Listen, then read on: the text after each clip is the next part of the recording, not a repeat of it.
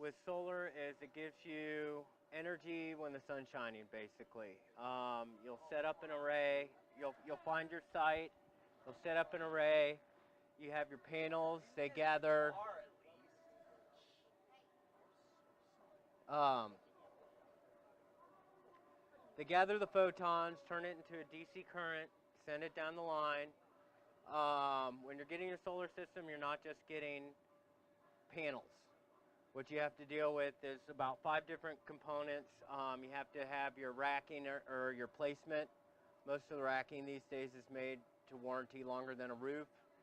So you'll probably want to do a ground mount systems.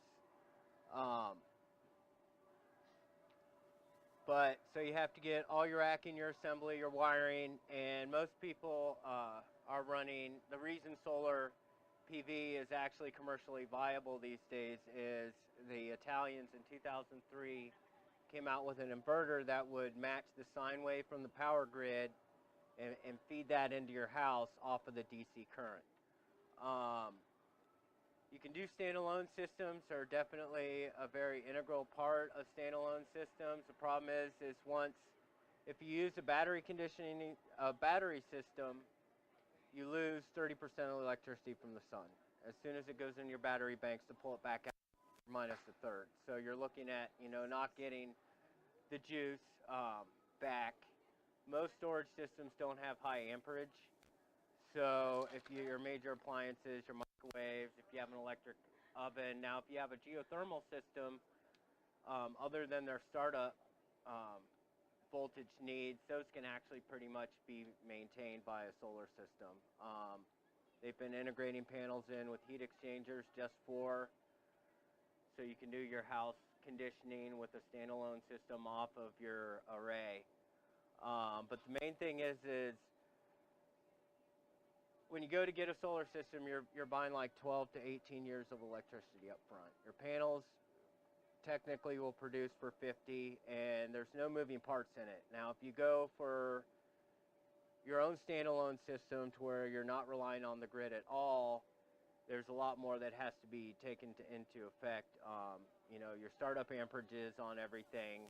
You have to basically recondition your home for what your energy produces. The grid tie inverters, what they do basically is they'll shut a system off from the grid as soon as the grid doesn't do power. They had to do that for the power line people because if there's a power outage and you're shooting, your household usage back up at the pole, as soon as it hits that pole and the coil and goes down the wire, it's back up to 70,000 volts. So it's like a big health issue. So you can do a sunny island system. There you're looking at, if you go for your own battery banks and your own island, it's probably about a third of the more cost to implement it. Now, one thing that they've started to do, they have in California in some districts, it's really big in New Hampshire, they have the smart grid systems where you can get an inverter and your battery bank actually helps take the unsync out of the line. It'll stop, areas from brownouting so much because you'll have your current and your voltage not matching up at all. I don't know if you guys have studied, sine waves. But so if you get a standalone system, my thought in personally integrating it in is to go with the smart grid system with the battery bank, because then the electric company providers have to pay you for the juice, basically, at a better price. And once they have 10 systems set up in an area, that's when you can reap back the cash benefits. The main thing is it's environmentally friendly, and you don't have to maintain it at all if you don't have a battery bank. You put it in there, it hits the inverter, it goes down the line. There's no pollution, there's no real big carbon footprint. They are made out of silicon. One thing I didn't know before I actually started studying it is solar panels work best when they're cool. So just like any electronic component, they work better when they're not so hot. So you can put an array up out here with some similar panels that someone would put up in Arizona, and even though they're getting sunlight for 2 to 3 more hours at the right angle for your array, the most solar panels have a 15-degree window, and so you'll get like 3 to 8 hours of sunlight depending on the time of year on them. But they've moved it up to where they do laminates. I'm sure you've all seen like the little boards, but they've moved the photovoltaic film down to where they can actually almost inkjet it onto material, but it only produces about a third as much juice. Now that's made to be flexible, and it will take indirect sunlight and actually utilize it. But when you're putting a solar array up, your main thing is, and this is the company that I work for didn't do it. A lot of companies these days will, because it's make the customer happy. But did you guys drive in past Wayne National Forest on the way down here? Did you see that big array on their roof? Third Sun did that array. Dovetail did not do that array because they're engineered. You know, all those panels are facing like 60 degrees off to where they have to be to actually produce the electricity they're made to produce. But you have the aesthetic quality. That building was not made for solar panels on that angle. You know, you can go out with your solar calendar. A lot of states, if you set up an array, that gives you precedence over your neighbor's trees. But when you go to do like your site assessment, your first thing you have to worry about is your electrical consumption. Then you have to worry about like the structures that you have to deal with. Other than grounding them out, that's the biggest issue, and that's probably like almost half your cost with getting an array is your permitting and your grounding out. DC will fry you. You know how it's kind of funny. DC runs one way, and AC goes back and forth, right?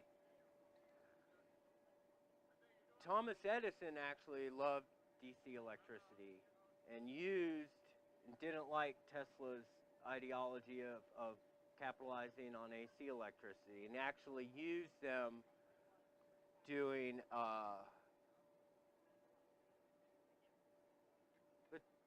the death chair, the electric death chair with AC.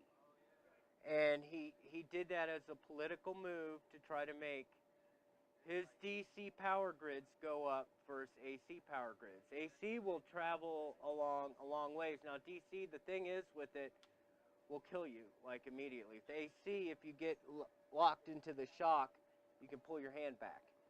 DC just keeps flowing. It's always looking for a path. Yeah, so like every, nut, bolt, and everything is made, not to corrode and to be actually grounded, like into itself.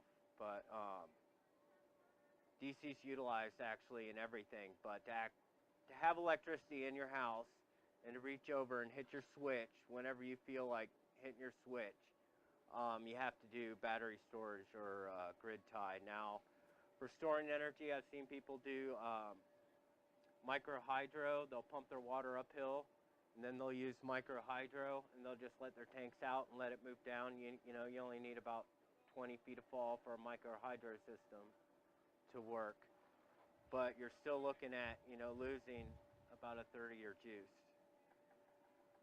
So when I came down here, the state was giving people a third of their money back on an array. If you go ahead and spent 15 grand putting solar panels on your roof, you didn't have to pay the government $5 grand in taxes at the end of the year. Well, when they took that away, all the solar systems that people were going to buy 7 years of electricity, now they're looking at like 12 to 15 years of electricity up front. You know what I mean? So the residential install market dropped. But in states where they're giving good benefits to the consumer for you putting in a residential install, then it's doing a lot better. Part of the trend stayed like I thought it would. Like, I lived in a couple medical states before I came out here for school, and I thought anybody with a good indoor grow will be able to offset their electrical consumption from it. You know what I mean? Like after 3 or 4 years. And that's actually, from what I've seen being down here, with it doing real good in Maine and up north, and PA has a really good solar industry, and they haven't gone medical yet, but they've enacted the benefits and kept them there. So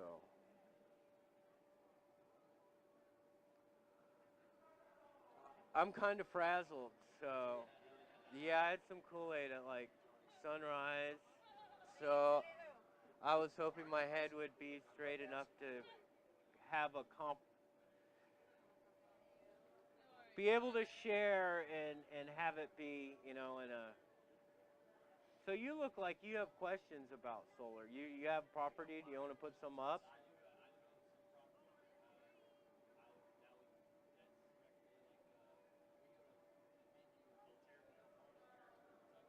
Okay. Yeah. Yeah.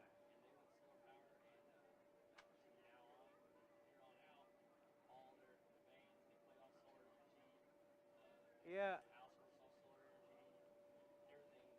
Well, if you see, if you have to design your home to accommodate your restrictions that you're dealing with getting, you know, 3, 5, maybe 8 hours to where it's pumping juice into your system. So you have your climate control that you have to worry about, and then your startups. Yeah.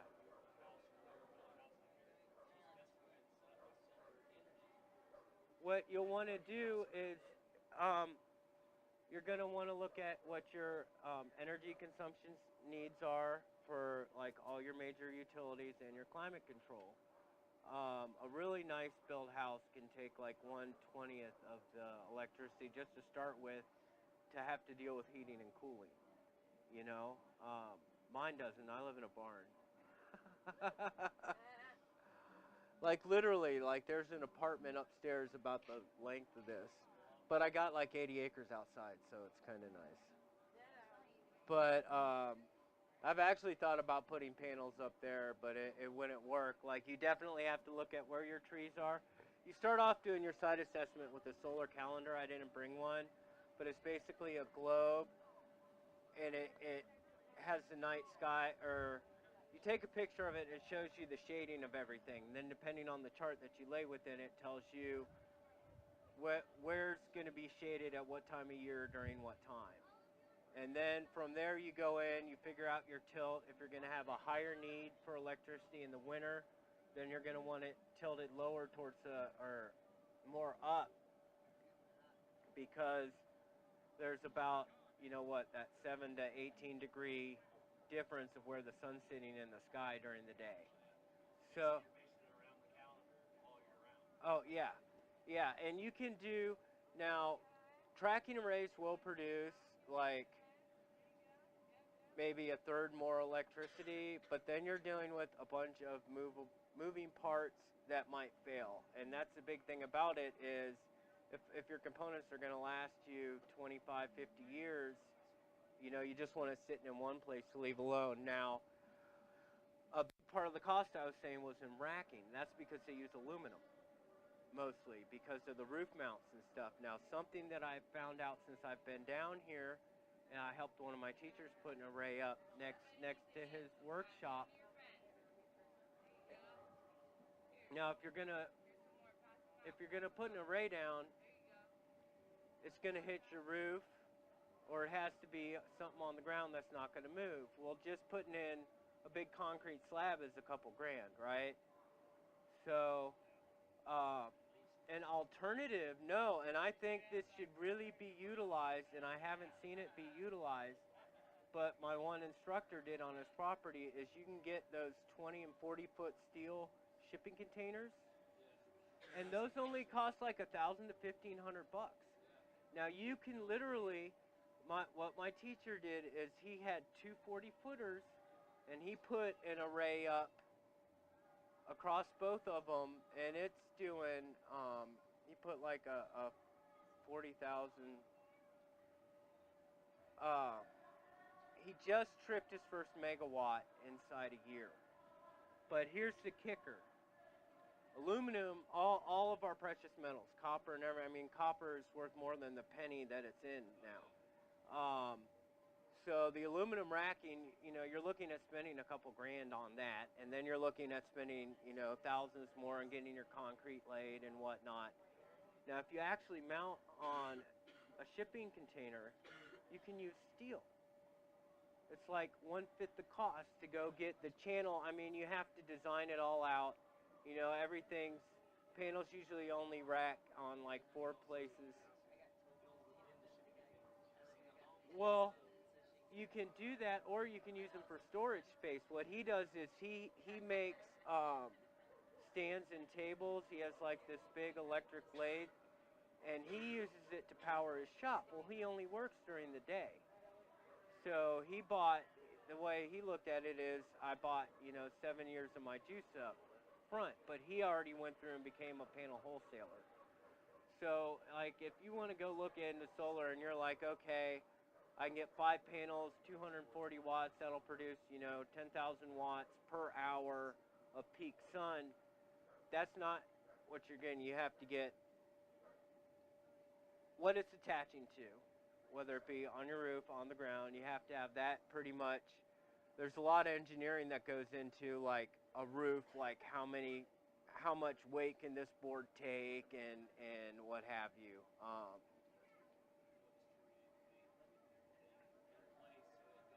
Well, yeah, so it won't blow off, but at the same time, it can take the weather conditions. I mean, and the thing is once you get your racking in place, like I said, most buildings, the roof is not warranted as long as your solar array is.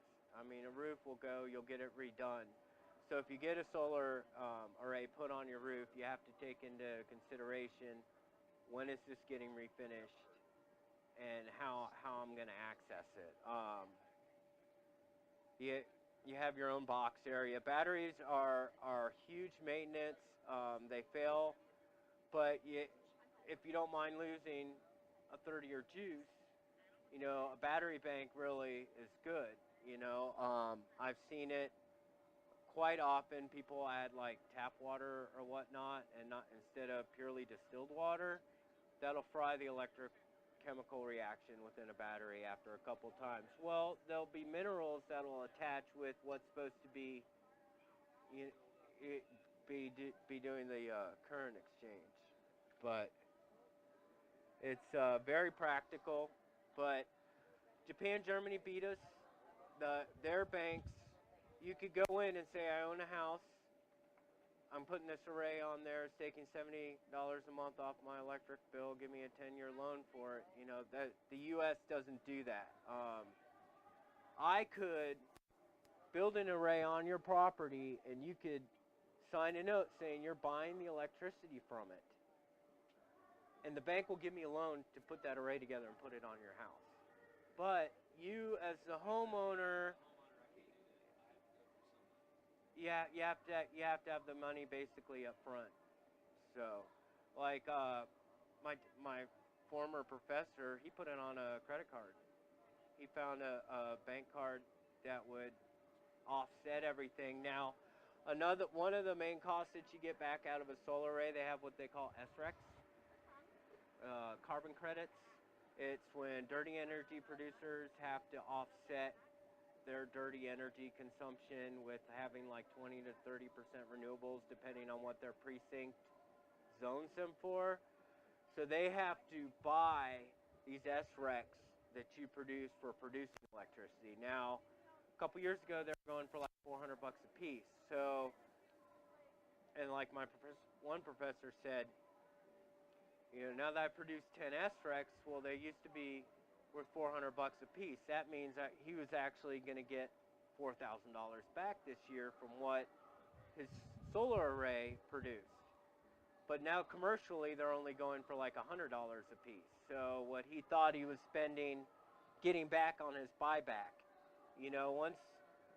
After I learned it and got into it, I realized the biggest hurdle is people having the money up front.